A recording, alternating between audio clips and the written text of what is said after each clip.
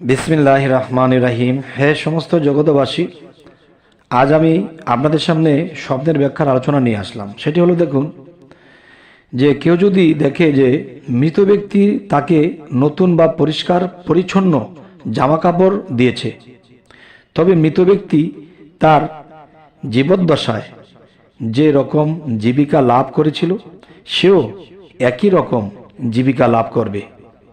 এটির অর্থ হলো এটি। হয়তো কথাটি বুঝতে পারলেন কিনা, আমি আরেকবার বলছি। কেউ যদি দেখে যে মৃত ব্যক্তি তাকে নতুন কাপড়, পরিষ্কার পরিচ্ছন্ন কাপড়, জামা কাপড় দিয়েছে, তবে মৃত ব্যক্তি তার জীবদ্দশায় যে রকম জীবিকা লাভ করেছিল সেও একই রকম জীবিকা লাভ করবে। আচ্ছা, যদি কেউ স্বপ্নে দেখে যে মৃত ব্যক্তি তাকে চাদর দিয়েছে, তবে সে মৃত ব্যক্তির মতো পদমর্যাদা ও সম্মান লাভ করবে। সুবহান আল্লাহ।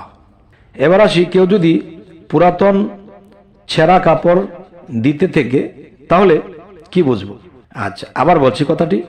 কেউ যদি পুরাতন ছেঁড়া কাপড় দিতে দেখে স্বপ্নে কেউ কাউকে, তবে সে দরিদ্র হবে।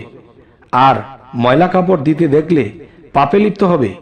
খাদ্য দিতে দেখলে এমন স্থান হতে মান সম্মানের রুজি লাভ করবে যেখান হতে তার পাওয়ার আশা বা ধারণাও ছিল না।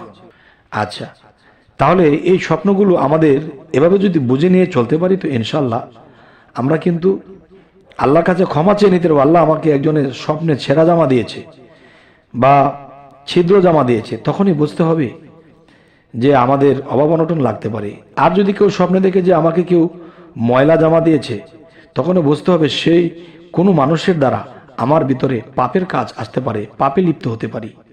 তো এগুলো দেখে কি হবে, আমরা সতর্ক হব যে কোন মানুষটার থেকে যেন আমার মধ্যে পাপের কোনো লেশ আসতে পারে।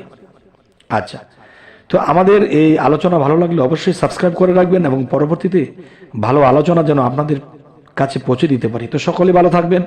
আল্লাহ হাফিজ।